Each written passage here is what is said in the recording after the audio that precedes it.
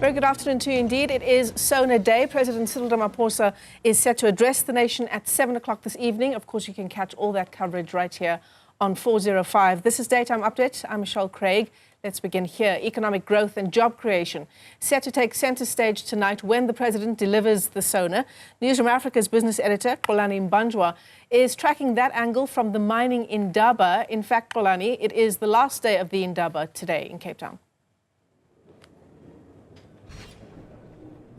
Good afternoon, Michelle. That's right. On the last day of the Indaba, we are using this opportunity of rubbing shoulders with thousands of delegates and senior executives to ask them what they expect to hear, what they want to hear from President Cyril Ramphosa tonight in the SONA. And I was quite surprised to meet Ramasela Ganda, the CEO of Zeda, the company that actually owns Avis here at the mining Indaba. I was asking myself, what does Avis actually do here at the Indaba? Tell us a bit more about that before we get into what you expect from the President tonight.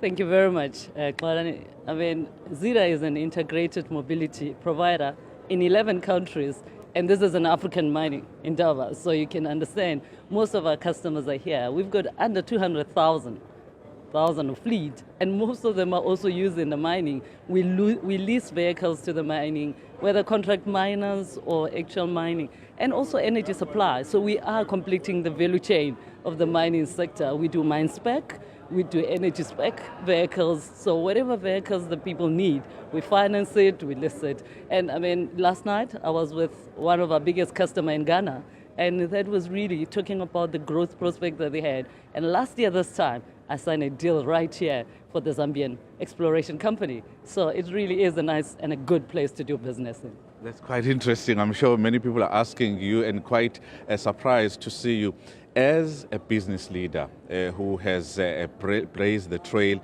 in the public sector, in the Eguruleni, and here in the private sector now. You are watching with keen interest what President Cyril Ramphosa is going to say tonight. What do you hope he speaks about? What do you hope he addresses as a business leader? Look, I think we understand that public-private partnership is important. I really want to hear from the President tonight to say what directive is he giving to the public sector and to the private sector to say, let's come together, let's make South Africa work. Look, there's a lot of equity that we're currently sitting with, and all that we want is for the public sector to release the asset. And when you release the asset, we will be able to work with the public sector, and we can do that, be it on fleet.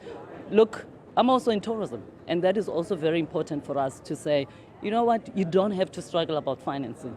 Just bring the skills that we have. I know public sector's got great skill, and private sector does skills and money.